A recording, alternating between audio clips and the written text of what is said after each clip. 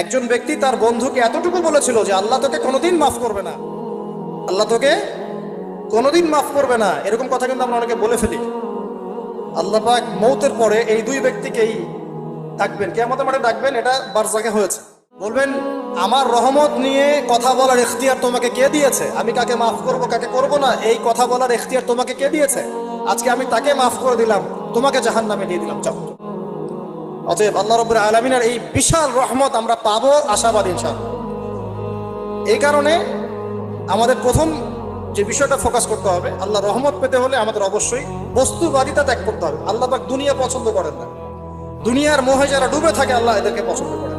দুনিয়া প্রয়োজন, যতটুকু আমার দরকার আমি করব, যতটুকু প্রয়োজন নাই এই বিষয়টা আমি পেতেই হবে। চাই চাই আরো চাই, হ্যাঁ, দুহাতে চাপাও হাত পেতে নাও, ঋণ করে ঘি খাও, এইসব দর্শনের ধার ধারবো না আমরা ইনশাআল্লাহ।